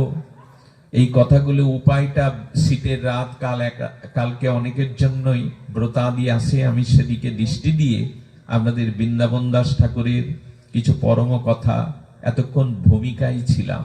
আসুন, জেগে উঠবার সময়, আর সময় নাই। সময় মানে আমাদের জীবনের নলিনী দলজল, জীবন টলমল। পদ্মপত্রের উপর বিন্দু পরিমাণ জলটা যেমন বায়ু তরঙ্গে পড়ে যায়, ওর উপরে দাঁড়াতে চায় না, আমাদের আয়ুটাও কিন্তু যে কোনো মুহূর্তে নলিনী দলজল জীবন টলমলের মতো পড়ে যেতে পারে। তাই ভাগবত বারবার সাবধান করে দিয়ে বলছে, এবার উঠো, এবার জাগো, আর কত কি বিভ্রান্ত চিত্ত হবে। তাহলে এখন কি করতে হবে আমাদের? এখন করতে হবে সবই পুংসং পরধর্ম যত ভক্তির অদক্ষজে অহৈতুক্যবহিতা জয়াত্মা সুপ্রসিদ্ধতি তেষাং সতত যুক্তনাং ভজতাম প্রীতিপূর্বকাম দদামি বুদ্ধি যোগাম। ভগবদ গীতায় ভগবান বললেন, তমেব শরণাঙ্গশ্চ সর্বভাবেন ভারত তৎপ্রসাদাৎ পরাং শান্তি স্থানাং প্রাপস্যি শাশ্বতম। এই মন্ত্রের উপাসনা করতে হবে আমাদের। বলে তেষাং সতত যুক্তনাং ভজতাম প্রীতিপূর্বকাম। শ্রী গোবিন্দ সার্বভৌম গীতায় বলছেন, আমার সাথে যুক্ত হও, আমার সাথে সদ্গুরুদেবের দ্বারা, শ্রীগুরু করুণার দ্বারা আমার সাথে যুক্ত হও। বলিষ্ঠ ভজনানন্দী মহাপুরুষ সদ্গুরুদেবের চরণাপন্ন হয়ে ভজনে যুক্ত। আচ্ছা মা, আপনারা এখানে অনেকেই আছেন, মাথার চুলগুলো যখন মাথায়তে থাকে, যুক্ত থাকে মাথার সাথে, তখন এই চুলকে আমরা কত প্রসাধনী, আমরা কত সুগন্ধি তেল, কত পরিমার্জিত করি, চিরুনি দিয়ে, আয়না দিয়ে দেখি। কিন্তু চুলটা যখন মাথায় আছে ততক্ষণ অপবিত্র না, ততক্ষণ অসুন্দর না। কিন্তু চুলটা কেটে বা চুলটা যদি খসে পড়ে, তখন ওই চুল ভোগের মধ্যে পড়লে ওটা নিবেদন করা যাবে তো? খাদ্যের মধ্যে পড়লে আর খাওয়া যাবে তো? কেন, মাথায় থাকলে দোষ নেই, অপবিত্রতা নেই। ওই চুল নিয়েই তো ঠাকুর ঘরে ঠাকুর সেবা দিতে যাও। তো খাদ্যের মধ্যে খসে পড়লে তখন অপবিত্র হয় কেন? বলে ভগবানের সাথে যুক্ত থাকলেই পবিত্র, বিযুক্ত হয়ে গেলেই অশুদ্ধ। আচ্ছা, এই দাঁতগুলো, আপনাদের যাদের সুন্দর দাঁত আছে, আমার তো পরিপাটি দাঁত নাই, এই সংস্কৃতি আর এই আওড়াতে আওড়াতে নষ্ট হয়ে গেছি। তো যাদের সুন্দর সুন্দর কচি কচি শুভ্র শ্বেত শুভ্র দন্ত, ওই দাঁতেই হাসলেই তো ভুবন ভুলানো হাসি, সকলের মন ভালো হয়ে যায় হাসলে। আচ্ছা, যে দন্তের শুভ্র হাসির ছটায় সবার মন ভালো হয়ে যায়, ওই দাঁত যদি পাটি থেকে খসে পড়ে, ওই খসে পড়া দাঁতটা হাতে নিয়ে দাঁতকে বলবেন তো আবার একটু হাসো, মন ভালো করে দাও, হবে তো? খসে পড়া দাঁত হাসবে তো? বলছে ও দেখলে তো আবার অপবিত্র মনে হবে। তার মানে ভগবানের সাথে যুক্ত থাকাটাই আনন্দ, প্রেমানন্দ। ভগবানের সাথে যুক্ত থাকাটাই কল্যাণ। বিযুক্ত হলেই, আচ্ছা পাখির পালকটা যখন পাখির ডানার সাথে থাকে, পাখির তো অনেকগুলো পালক ডানা মেরে ওড়ে, তো পাখির ডানা থেকে যদি একটা পালক, পাখা ওর থেকে বিযুক্ত হয়ে যায়, তখন সেই পাখাটার জায়গা কোথায় হয়? ধুলোতে এসে পড়ে তো। আচ্ছা, ওই ধুলোই পড়া পাখির ডানা থেকে খসে পড়া পাখনাটাকে যদি বলবেন তুমি ওইভাবে আর আকাশে উড়বে না, উপরে উড়বে না, বলবেন আমি তো খসে পড়েছি, আমার ওড়ার ক্ষমতা আর নাই। ভগবান থেকে বিচ্যুত হলেই, আমি জমিদার হন আর যাই হন, ক্ষমতাবান হন, ডানা থেকে বিযুক্ত, ওই ডানা থেকে বিযুক্ত পাখনাটা যেমন ধুলায় পড়ে থাকে, ও আলাদা করে আর উঠতে পারে না, তেমনি ভগবানের থেকে, ভগবানের ভজন হতে, সাধু সঙ্গ থেকে কেউ যখন ছিটকে পড়ে যায়, তখন আর তার নিজের কোনো শক্তি থাকে না আনন্দ পাওয়ার, সে হারিয়ে যায়। আচ্ছা, এখন তো রাক্ষসী সভ্যতা, বর্তমান সভ্যতাটার বৈষ্ণব পদ বাবা রাধাকুণ্ডের উনি নাম দিয়েছেন রাক্ষসী সভ্যতা। কিছু মনে করবেন না মায়েরা, রাক্ষসী সভ্যতা কেন বলছে জানেন? এখন তো বাবা মা ছেলেকে হত্যা করছে, ছেলে বাবা মাকে হত্যা করছে, আর রাক্ষসী সভ্যতা বলতে বলতে এখন সব হাতে বড় বড় নখ রাখে। হাতে ছেলেরাও ছেলেগুলোও রাখে, মেয়েগুলোও রাখে, বড় বড় নখ রাখে, এগুলো রাক্ষসী সভ্যতা। তো এই নখগুলো আজকাল আবার কত পরিপাটি করে, মানে নেল কি বলে ওরে যেন, নখ পালিশ বাংলায়, কি সুন্দর করে মডেল করে। সব নায়িকাদের দেখে তো, মডেলিংদের দেখে লম্বা লম্বা নখ, ওই দেখে দেখে ওরকম সুন্দর করে। নখগুলো এমনি হাতের সাথে থাকলে বেশ ভালোও দেখায়। আচ্ছা, ওই নখটা একবার একটু কেটে বাদ দিলে ওই নখ যাতে পড়বে সেই বস্তুর পবিত্রতা থাকে?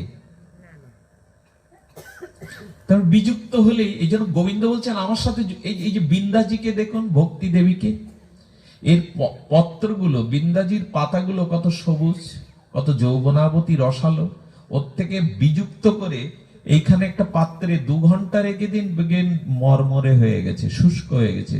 বললো শুষ্ক হলো কেন? বললো শীতের আর্দ্রতা, সূর্যের কিরণ, বাতাস লেগেছে। বললো বৃক্ষের সাথে যুক্ত থাকলেও তো আর্দ্রতা লেগেছে, বাতাস লেগেছে, সূর্যের কিরণ লেগেছে, শুকায়নি কেন? বললো মূলের সাথে যুক্ত ছিল বলে শুকায়নি, বিযুক্ত করলেই শুকনো। আর কি বলবার আছে? ভগবানের সাথে যুক্ত হতে হবে।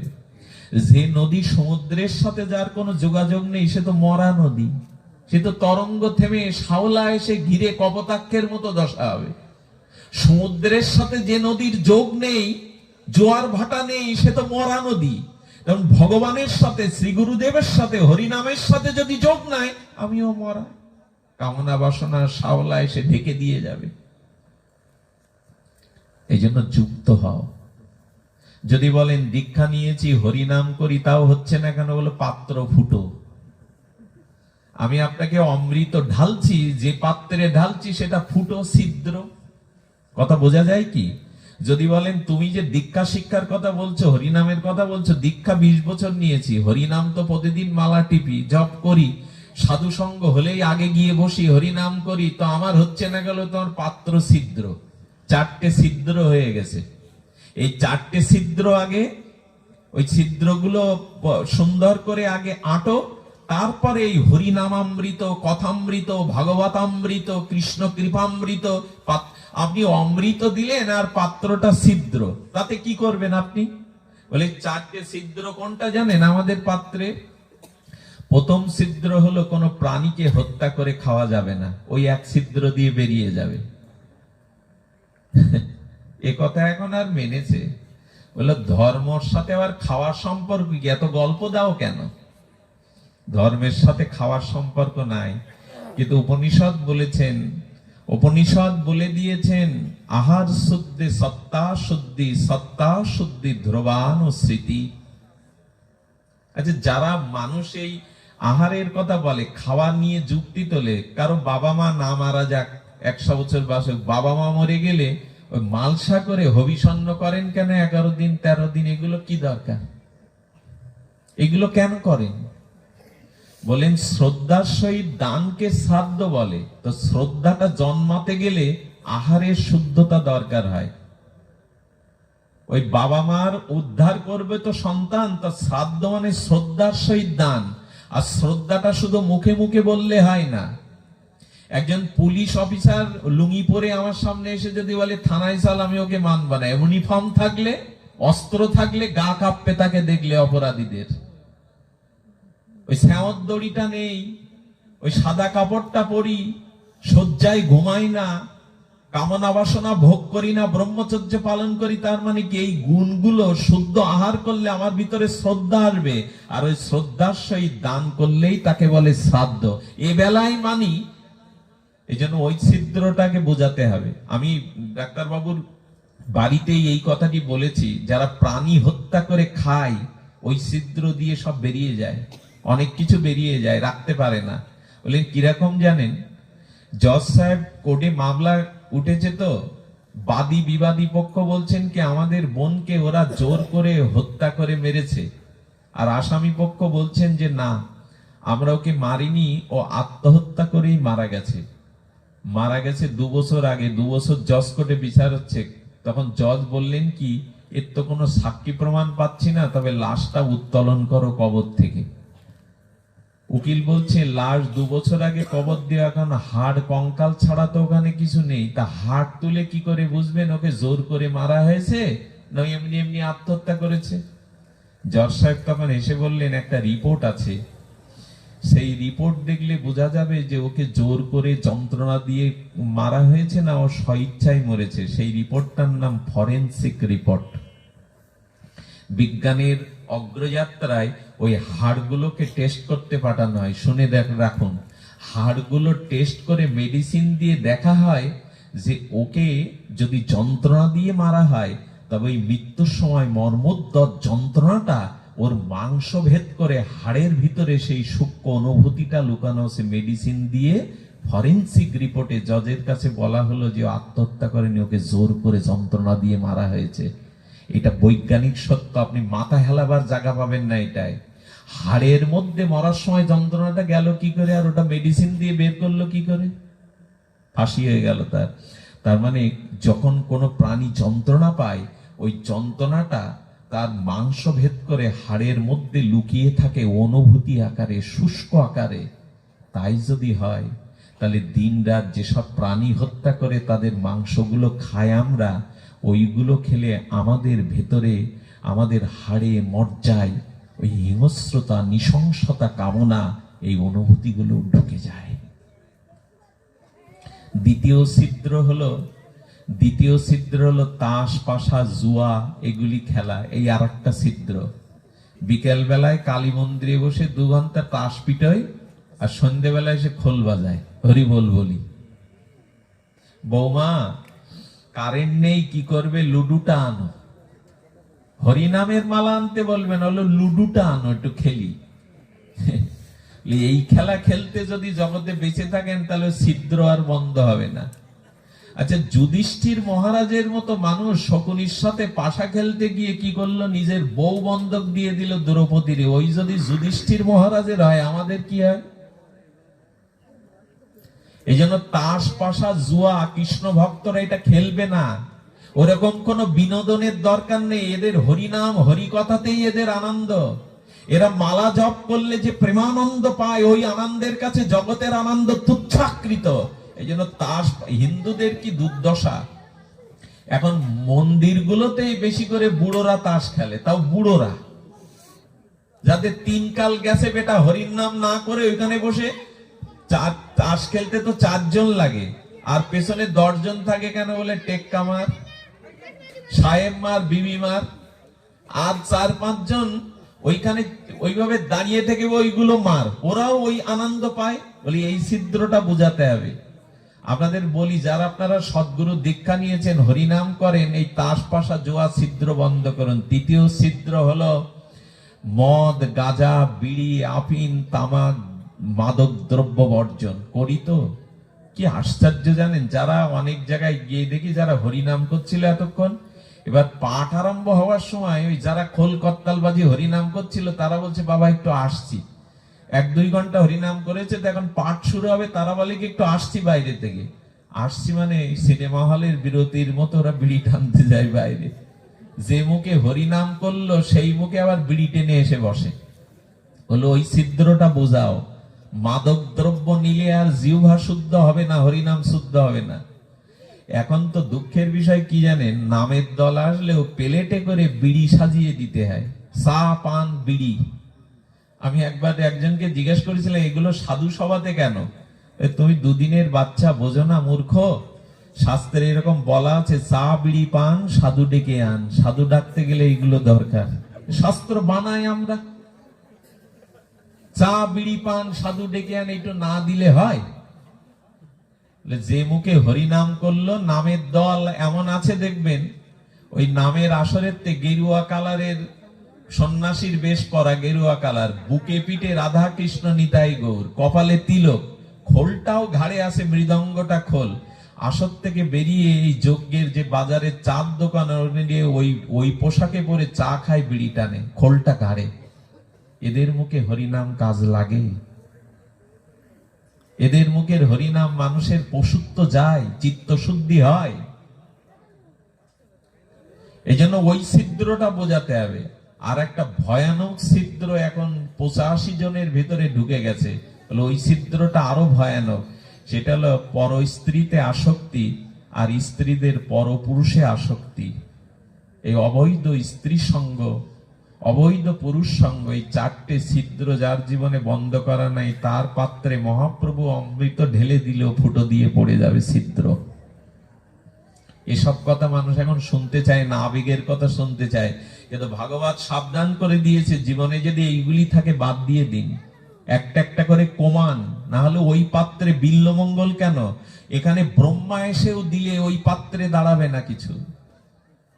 ওই 4টে ছিদ্র আগে সংস্কার করুন, তারপরেই আমাদের এই শুদ্ধা ভক্তির পথে আসা যাবে। শুদ্ধা ভক্তির কথা সামান্য বলবো। সেই ভক্তিটি হলো আমাদের রাধা কৃষ্ণ প্রাণমোর যুগল কিশোর। এইবার আসুন, এতক্ষণ আগডম বাগডম ঘোড়াডোম অনেক কিছু বললাম, মূল কথাটি বলে যায়। এই কথা বলবার জন্য এত কষ্ট করে আসা।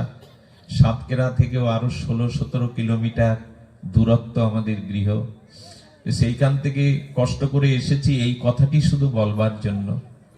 অন্য কথা যেটা বললাম এটা ভিত গড়লাম, এই ভিতের উপরে এবার আমরা আসবো। মহাপ্রভুর করুণার যুগে শ্রীমান মহাপ্রভু বলে দিলেন, স্বর্গস্বামীর মুখনির্গলিত সেই অমৃত তত্ত্ব।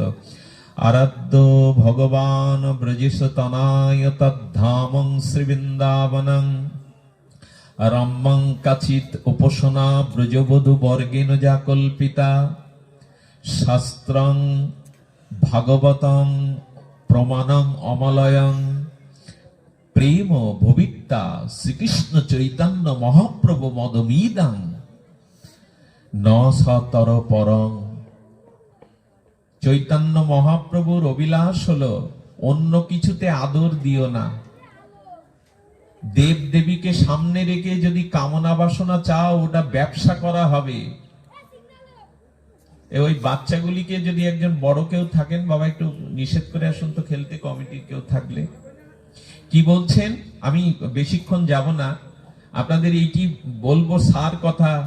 সেই কথাটি হলো, যারা দেবদেবীকে সামনে রেখে, ভগবানকে সামনে রেখে নিজের কামনা বাসনা যশ খ্যাতি এইগুলো আদায় করে নেওয়ার জন্য বারবার মাথা নত করে, প্রহ্লাদ মহারাজ বললেন এরা ব্যবসায়ী, এরা ভগবানকে চায় না, তাদের কামনা বাসনা পূরণের জন্য ভগবানকে যন্ত্র রূপে ব্যবহার করে।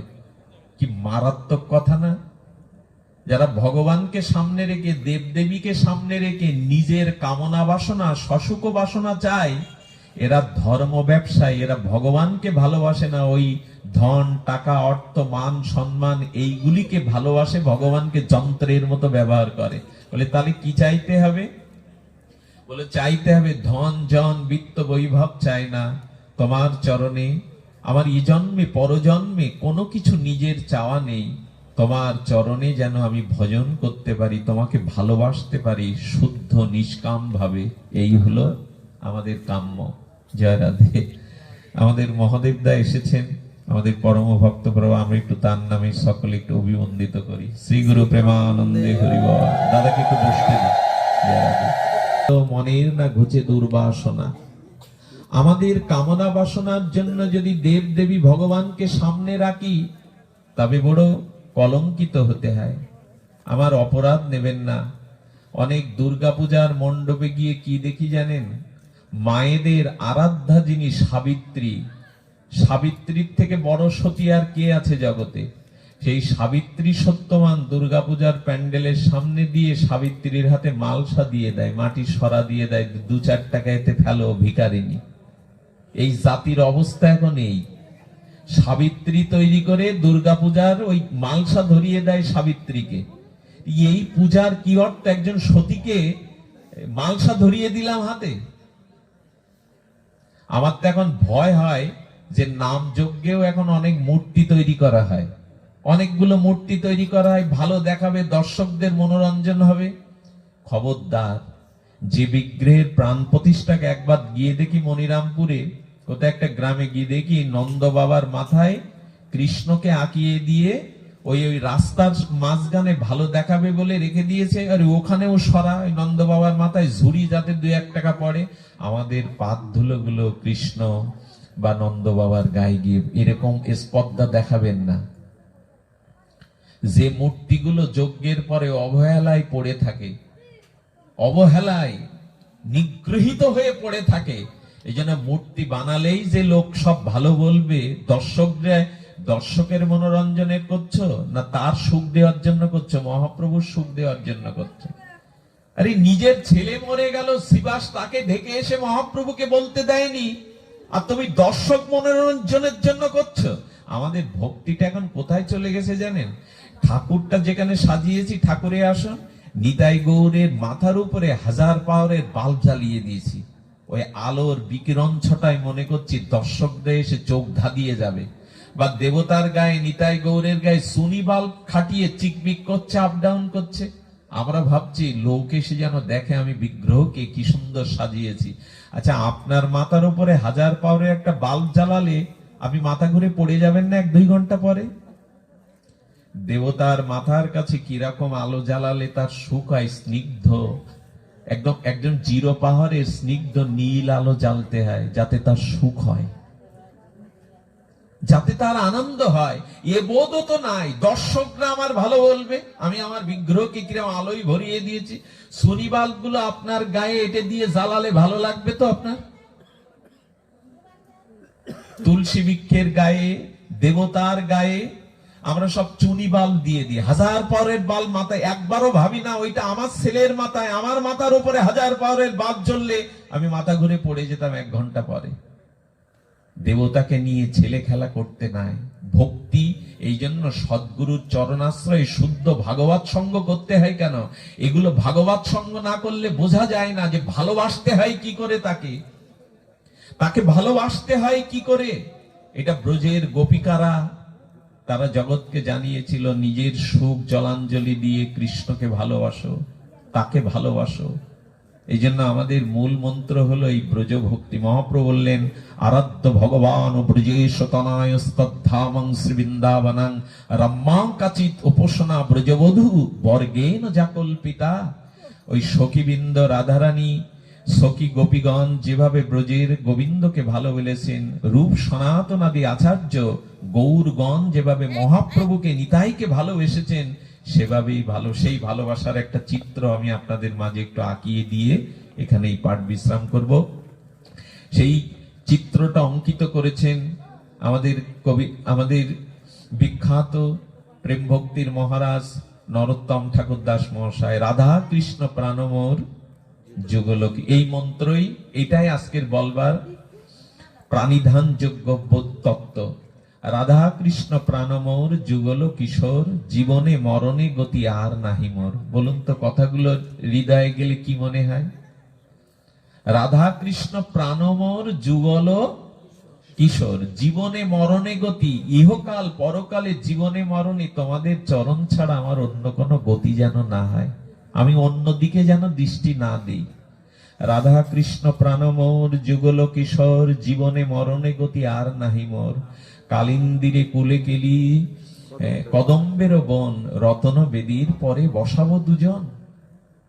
তার মানে গুরুদেব আমাদের ভেতরে একটা শরীর দিয়ে দেয়। গুরুদেব আমাদের ভেতরে একটা শরীর দিয়ে দেয়। এই রক্ত মাংসের শরীরে কিন্তু রাধা মাধবের ভজনে ওখানে যেতে পারবেন না। আমি বলতে চাইছি, এখানে বসে বাড়িতে যে মাটা ছেলেটাকে ঘরে তালা দিয়ে রেখে এসছেন, ঘুমিয়ে পড়েছিল বলে আনতে পারেননি, তার কথা হঠাৎ মনে পড়লে আপনি এখানে, এই শরীরটা এখানে থাকতেও মনে মনে ওই ঘরে গিয়ে তার মুখটা একবার দেখে আসেন না?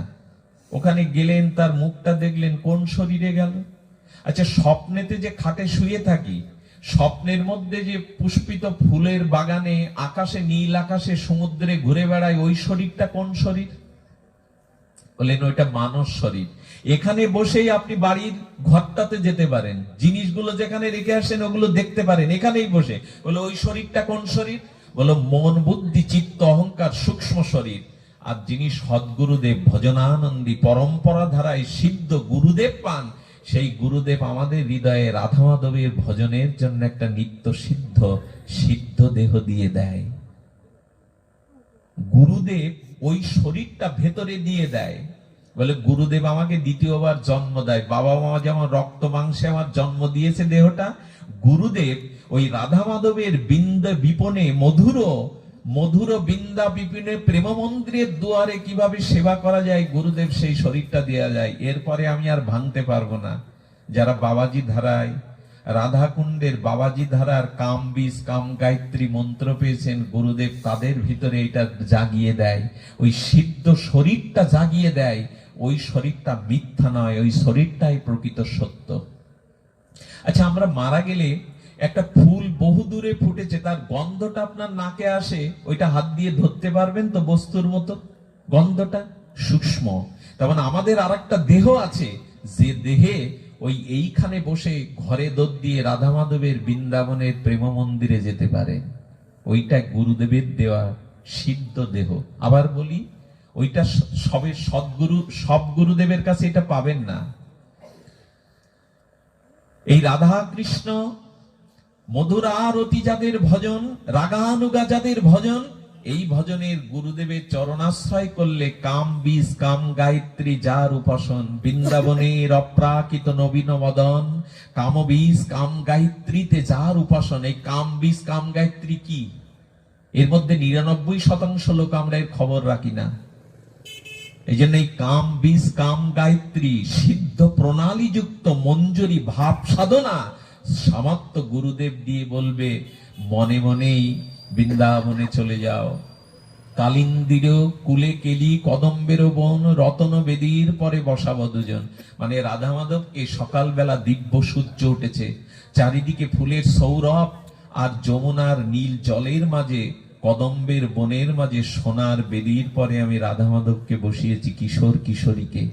এবার সোনার কলসিতে ললিতা বিশাখা সখী ওই অগুরু চন্দন দিয়ে, গোলাপের পাপড়ি দিয়ে সোনার কলসিতে সুগন্ধি জল ভরে দিয়েছে কপ্পর দিয়ে। আমি সখী রূপে, রাধারানীর কিঙ্করী রূপে, সখী রূপে ললিতা বিশাখা সখীর হাতে সেই কলসিটা তুলে দিচ্ছি।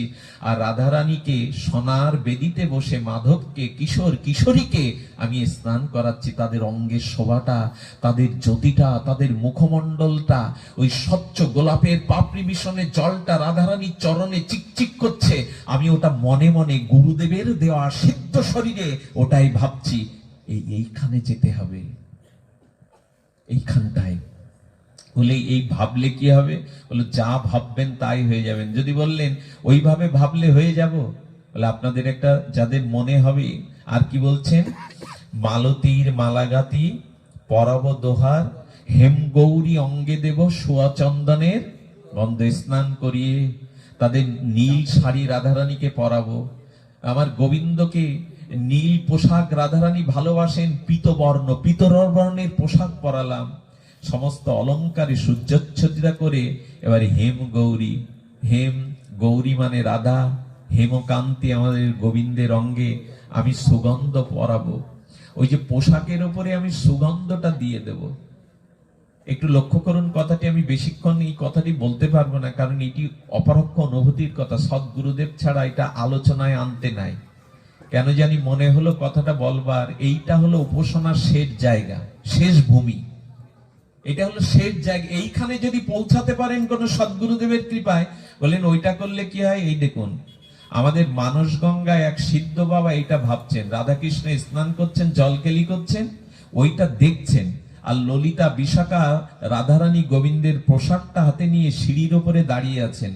আর উনি গুরুদেবের ওই সিদ্ধ শরীরে 11 বছরের সিদ্ধ মঞ্জরি ভাব সাধনার অভিমানে বালিকা 11 বছরের ফুটফুটে ললিতা বিশাখার সখী আনুগত্যে মঞ্জরিতে ওইখানে দাঁড়িয়ে ললিতা সখী ওই লীলা স্মরণের মধ্যে একটা শিশি দিয়েছে, সুগন্ধ শিশি। এই রাধা মাধব উঠলে আমরা যখন পোশাক পরাবো তখন এই সুগন্ধটা ওই পোশাকের উপরে দিয়ে দিস। উনি কিন্তু ওই বসে বসে এই বৃদ্ধ বাবাজি মনে মনে ওই মঞ্জরি 11 বছরের রাধারানীর কিঙ্করী মঞ্জরি ভাব সাধনায় শিশিটা দাঁড়িয়ে রাধাকৃষ্ণের জলকেলি দেখছেন, রাধা মাধবের স্নান দেখছেন। ওই আনন্দে ওনার হাত কাঁপতে কাঁপতে শিশিটা পড়ে গেছে। শিশিটা কিন্তু বাইরে না, ওই সিদ্ধ শরীরে মনে মনে মনে বলে মনের শিশি পড়ে গিয়ে বাবা চিৎকার করে কেঁদে উঠেছেন, আমার হলো না, আমি ভজন করতে পারলাম না, আমি অযোগ্য রাধারানী, আমি তোমার সেবার অযোগ্যা, আমার দ্বারা হলো না। এই শিশিটা পড়ে গেছে, হাউ মাউ করে বাবা কাঁদবে। ভক্ত সেবকরা বলছে, বাবা কাঁদছেন কেন, কি হলো? আপনি তো বসেই ছিলেন। বললেন, ললিতার দেওয়া সুগন্ধি শিশিটা পড়ে গেছে, আমি সেবার অযোগ্য। বাবা কাঁদতে কাঁদতে আড়ষ্ট হয়ে যাচ্ছেন। বললেন, বাবা কি বলছেন? বলে, হ্যাঁ রে, শিশিটা ললিতা আমাকে দিয়েছিল, আমি ফেলে দিয়েছি। কি ঘটলো জানেন? সঙ্গে সঙ্গে ওই মানস গঙ্গার পাড়ে যেসব দর্শনার্থীরা তীর্থযাত্রীরা ছিল, তারা বড় বড় নিঃশ্বাস নিয়ে একটা গন্ধ টানছেন। ওইখানে মনের শিশি পড়ে গেছে, আর বাইরে গন্ধ মানস গঙ্গার আকাশ বাতাস ভরে গেছে। এই হলো এই ভজনের ক্ষমতা। আমাদের আমাদের বর্ষনায় তখন হোলি উৎসব হচ্ছে, রাধারানীর অঙ্গে সবাই আবির ছড়ায় হোলি খেলছে।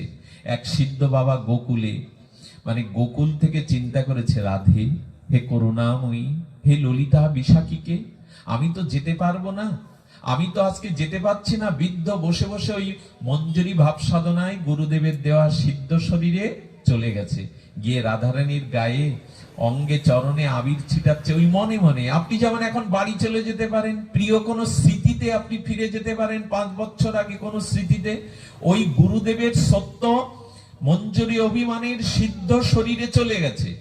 চলে যাওয়ার পরে বলছে, রাধে, হে করুণাময়ী, তোমার প্রসাদী আবির যদি আমার এই উন্নাতে 19 বস্ত্র একটু দিয়ে দিতে। এই বলে প্রণাম করে যেই উঠেছে, ভক্তরা বলছে, বাবা আপনার এই 19 বস্ত্রতে আবির রঙে রঞ্জিত হয়ে গেল কেন? চারিদিকে গন্ধে ভরে গেছে। বাবা তখন রাধারানীর চরণে বলছে, এত করুণা তোমার, এত কৃপা তোমার, ওইখানে বসে কাপড়টা রাঙিয়ে ফেলেছে। এই হলো এই ভজনের ক্ষমতা। এটাকে কেউ মিথ্যা মনে করবেন না যে আমি মনে মনেই, মানুষ যা ভাবে তাই হয়। আচ্ছা, প্রজাপতিটা কিসের থেকে হয়? এই যে চিত্র বিচিত্র প্রজাপতি শুয়োপোকা থেকে হয়। ওই কাটা শুয়োপোকা মরে গিয়ে প্রজাপতি হয় বলে, মরে গিয়ে হয় না, রূপান্তর হয়। শুয়োপোকাটাই বিচিত্র প্রজাপতি যদি হয়, তাহলে গুরুদেব, সিদ্ধ গুরুদেব আমার ভেতরে রাধারানীর সেবা করবার জন্য যে শরীরটা দিয়েছে, দিন রাত যদি ওই ভাবনা ভাবি, শুয়োপোকা যদি প্রজাপতি হয়, আমার হৃদয়ে রাধারানী ললিতা বিশাখার মন জড়িয়ে আমি হতে। জানেন, এক সিদ্ধ বাবা ব্রজকাননে সারা জীবন ওই সখীর অনুগত্যে চিন্তা করেছে। সখীর অনুগত্যে চিন্তা করতে করতে বিজয় কৃষ্ণ গোস্বামী বলছেন, উনি যখন দেহ রাখলেন, মানে এই দেহ ত্যাগ করলেন, সঙ্গে সঙ্গে ওনার ভজন কুটির থেকে একটা 11 বছরের শুদ্ধ বালিকা নুপুর পায়ে বেরিয়ে গেল, কি তার জ্যোতি। সিদ্ধ বিজয় কৃষ্ণ গোস্বামী বললেন, এখানে কোনো ব্রজের বালিকা নেই, 2-3 কিলোমিটারের জঙ্গলের মধ্যে কোনো বাস নেই, বালিকাটা বেরোলো কি করে? উনি ধ্যানস্থ হয়ে দেখলেন, ওই সখীর চিন্তা করতে করতে করতে করতে ভাবতে ভাবতে দেহ ত্যাগ করে মরার পরে না, ওই সখী রূপটা নিয়ে বেরিয়ে গেল নিত্য লীলাতে, আর তিনি পড়ে রাখলেন, তিনি ওইখানে পড়ে রাখলেন। এ কোনো মিথ্যা সংবাদ নয়। শুয়োপোকাটাই প্রজাপতি হয়, মানুষ যা ভাবে তাই হয়। তন্ময় আরো গুরুদেবের কৃপা শক্তি ওখানে কাজ করে। আচ্ছা, কুমক্কি পোকার কথা শুনেছেন আপনার? কুমারিকা পোকা, ওই যে ঘরের চালে, দরজা, জানলার বাতায়নে কুমারিকা পোকা একটা মাটির ঘর তৈরি করে না? জানেন, বিবিসি থেকে একদিন বলছেন, বিবিসি থেকে 2জন বিশ্ববিখ্যাত গবেষক বলছেন, এই কুমক্কি পোকা মানে কুমারিকা পোকার কোনো প্রজনন নেই, কিন্তু ওরা ওই জাতিটা বেঁচে আছে কি করে প্রজনন না থাকলে? স্বামী স্ত্রীর মিলনের পরেই তো ওদের বংশ বিস্তার হয়ে, বললো না ওদের প্রজনন নেই, বলে ওরা তাহলে ওই জাতিটা বেঁচে আছে কি করে? বলে ওই অন্ধকার ঘরের মধ্যে তেলাপোকা, আরশোলা কীটকে নিয়ে নেয়, কুমারিকা পোকা নিয়ে ওই অন্ধকার মাটির ঘরের মধ্যে ওই তেলাপোকাকে হুল দিয়ে ওকে মারতে থাকে। ধীরে ধীরে হুল ফোটাতে ফোটাতে ওই তেলাপোকাটা মৃত্যুময় অন্ধকার কূপের মধ্যে ওই পোকাটার, কুমারিকা পোকার তন্ময় হয়ে ভাবতে ভাবতে ওই পোকাটাই, তেলাপোকাটাই কুমারিকা পোকার রূপ নেয়। এটা বৈজ্ঞানিক সত্য। কারো যদি যুক্তি করবার, তর্ক করবার ইচ্ছা থাকে, উঠে দাঁড়াতে পারেন। এটা বিজ্ঞান মনীষায় বিজ্ঞানীরা বলেছে। মরে তারপর আর একটা শরীরা বললেন না, মরে শরীর হয় না। ওই কুমারিকা পোকাটা আঘাত দিতে দিতে তেলা পোকাটাই ওই পোকায় রূপ নেয়। তাই যদি হয়, তাহলে সিদ্ধ রাধারানীর ভজনানন্দী কোন সদ্গুরুদেব আমার ভেতরে যখন রাধারানীর সখী রূপটা দিয়ে দেয়, ওটার ভজন করতে করতে, চিত্ত শুদ্ধি করতে করতে ওই রূপে রূপান্তরিত হয়। এ কোনো ব্যক্ত সংবাদ নয়। আরো জানেন, বিজ্ঞান এখনই বলেছে শঙ্কর ঘটিয়ে এখন একটা সাদা ফুলের গাছে 7 রকমের ফুল ফোটাতে পারে। বিজ্ঞান দাবি করছে শঙ্কর ঘটিয়ে একটা সাদা ফুলের পাশে তারা আর রঙের ফুল ফোটাতে পারে।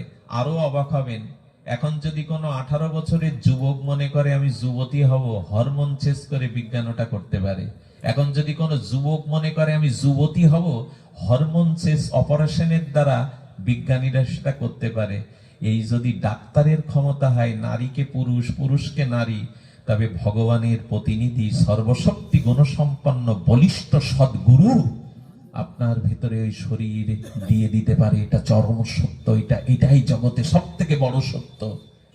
কিন্তু সেই সন্ধান আমরা করি। আমাদের এখন সেই গুরু ভক্তি আছে। এখন তো গুরুদেবের নামে মামলা ঠুকলেও শিষ্য ভালো করতে পারে। গুরুদেবের নামে মামলা করে অনেক শিষ্য। এরকম ভক্তিতে কাজ হবে না। সদ্গুরুর চরণে শ্রদ্ধা ভক্তি এনে, আর কি মালতীর মালাগাতি পরাব দোহার গলে, হ্যাঁ, তাম্বুরো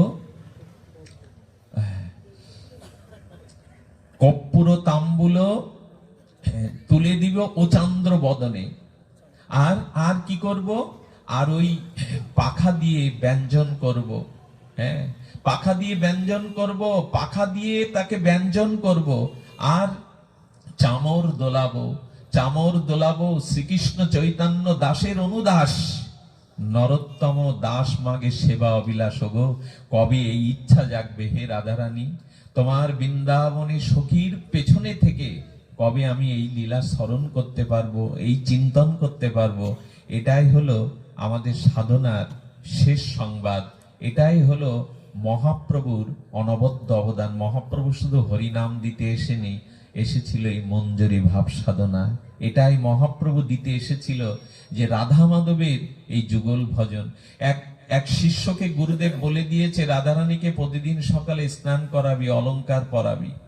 এক শিষ্য রাধারানীর চরণে এই রাধারানী স্নান করিয়ে হাতে বালা পরাতে যাচ্ছেন, স্বর্ণের বালা, মুক্তার বালা পরাতে গিয়ে রাধারানীর নখের ছটা কেমন জানেন? আকাশে বিদ্যুৎ চমকালে আমাদের চোখ ঠিকরে যায়। তো যদি ওই কালো মেঘের বুকে 1 কোটি বিদ্যুৎ একসাথে স্থির হয়ে দাঁড়ায়, যে জ্যোতি হয়, রাধারানীর একটা নখের জ্যোতি হলো তাই। তো তিনি রাধারানীর হাতের ওই চিকমিক করা সৌন্দর্য দেখে তার মনটা ওইখান থেকে সরাতে পারলো না। সন্ধ্যাবেলায় গুরুদেব বললে, কিরে আজকে রাধা মাধবের কি চিন্তা করেছিস লীলা? বললেন, গুরুদেব আমি অযোগ্য, আমাকে বের করে দিন, আমি আপনার যথার্থ উপযুক্ত নই, আমি অযোগ্য, আমার দ্বারা ভজন হবে না। বলে, কি হয়েছে, কাঁদছিস কেন বল? বলে, রাধারানীর চরণের যে জ্যোতিটা দেখেছিলাম সকালে, ওইখান থেকে সারাদিনে খাওয়া না দাওয়া না মনটা আমি আর অন্য লীলায় দিতে পারিনি, অন্য চিন্তায় দিতে পারিনি। গুরুদেব তাকে বুকে টেনে বললেন, তোর দ্বারাই ভজন হবে। আচ্ছা, আপনারা বলবেন বিল্লমঙ্গল ওই গল্প রাখো, আমরা দিন রাত রোগ শোক সংসার চিন্তায় খেটে খুটে খাওয়া মানুষ, আমরা ওই বসে বসে রাধারানীর চিন্তা করব কি করে, শোকের চিন্তা? তারও উত্তর মহাপ্রভু দিয়েছেন। পরবেশিনী নারী ব্যাঘ্রাপি গিরকর্মসু তদেবাস্মাদনাত্ম নবসঙ্গ রসায়নাম। এই কথার অর্থ হলো, অসতী স্ত্রী যেমন স্বামীর সংসারে থেকেও ক্ষিপ্রতার সহিত সমস্ত কাজ করেও মনে মনে উপপতির চিন্তা করে, পরপুরুষের চিন্তা করে না। স্বামীর ঘরে আছে, সারাদিন কাজ করছে, অথচ পর পুরুষে মন দিয়েছে, সে কি করে? ওই ক্ষিপ্রতার সেই সংসারে সব কাজের মধ্যেও নব নব রসে, নব নব ভাবনায় সেই উপপতির সাথে মনে মনে মিলিত হয়। এ যদি অসতী স্ত্রী পারে, কুলোটা স্ত্রী পারে, তুমি সারাদিন কাজের মধ্যে ওই বৃন্দাবনের ব্রজ প্রেম মন্দিরে রাধারানীর দুয়ারে গিয়ে গুরুদেবের দেওয়া স্মরণ করতে পারবে না? পারবে, স্মরণ করতে পারবে। এটাই কিন্তু আমাদের জানেন সবশেষে একটা মর্মান্তিক ঘটনা বলি। মথুরার ধনঞ্জয় আমাকে এই ঘটনাটা বলে, ভক্তপ্রভা। এক মুসলমান ছেলে, জানি না তার পূর্ব সুকৃতি কি ছিল, সে ওই রাধা রানীর মন্দিরে রাধা গোবিন্দের মন্দিরে মথুরায়, ও তো মুসলমান, মন্দিরে ঢুকতে দিত না। ওই যুবক বহু দূরে দাঁড়িয়ে রাধারানীর চরণের দিকে তাকাতো আর কাঁদতো। এই কথাটা তার বাবা মার কানে গেল, তাকে বেত্রাঘাত করে রক্তাক্ত করলো। কেন হিন্দুদের মন্দিরে গিয়ে রাধা কৃষ্ণ দেখিস? এটা তো নিষেধ, তুই কাফের বলে পরিগণিত হবি। কিন্তু কিন্তু ওই মার খেয়েও, যন্ত্রণা পেয়েও বারবার ছুটে আসে। একদিন এক মহাত্মা দেখছেন রাধারানীর চরণ দেখতে দেখতে দরদর করে তার চোখ দিয়ে ওই যুবকের জল বইছে। সতৃষ্ণ নয়নে রাধারানীর পাশে ললিতাকে বলছে, হে ললিতা, আর কতকাল যন্ত্রণা পাবো? তুমি আমাকে টেনে নিয়ে যেতে পারো না তোমাদের লীলাতে? এই যেই হাত বাড়িয়েছে, সিদ্ধ মহাত্মা দেখছেন কে যেন ওকে টেনে বাতাসে নিয়ে গেল। 1 বছর পর তাকে পাওয়া গেল কোথায় জানেন? পেশায়ের ঝাড়ি, যেখানে এখন শুধু জঙ্গল। দিনের বেলাও ঢুকতে আপনাদের কৃপায় আমরা গিয়েছিলাম। বড় বড় সাপ, সেখানে কেউ ঢোকে না। একজন মহাত্মা ওইখানে পড়ে রাত দিন ভজন করছেন। কি করে করছে আমরা বলতে পারবো না। ওইখানে ছেলেটাকে দেখেছিল দিব্যৌদ্মাত্তশায়, অর্থাৎ ললিতা সখী তাকে টেনে নিয়ে জঙ্গলের মধ্যে কি খেয়ে 1 বছর বেঁচে আছে জানি না, সে রাধারানীর চরণ চিন্তা করতে করতে সিদ্ধ প্রেমদেহ প্রাপ্ত হয়ে নিত্যলীলায় চলে গিয়েছিল। এই ভজন জাত কুল বিচার বয়স মানে না। এই ভজন যদি একবার গুরুদেবের কাছ থেকে কেউ পায়, তাহলে সে স্থির থাকতে পারবে না। তাকে কখনো নিজের সুখের চিন্তা সে করতে পারবে না। রাত দিন এই নিত্য লীলা স্মরণে চলে যাবে। তবে বড় ভাগ্যে হয়। এই কথা শুনতে শুনতে, এই লীলা শুনতে শুনতে আপনার চিত্তে লোভ আসবে, যদি আমারও কখনো এমন হতো, যদি আমিও তাকে ভালোবাসতে পারতাম। এই রাধারানীর প্রেম মন্দিরে এই চিন্তাটাই হলো আমাদের ভজনের উপজীব্য। যদি সদ্গুরুর কৃপা পান আর এই মঞ্জুরে অভিমান পান, তবে এই চিন্তা করতে করতে আপনারা নিত্য লীলায় যেতে পারবেন।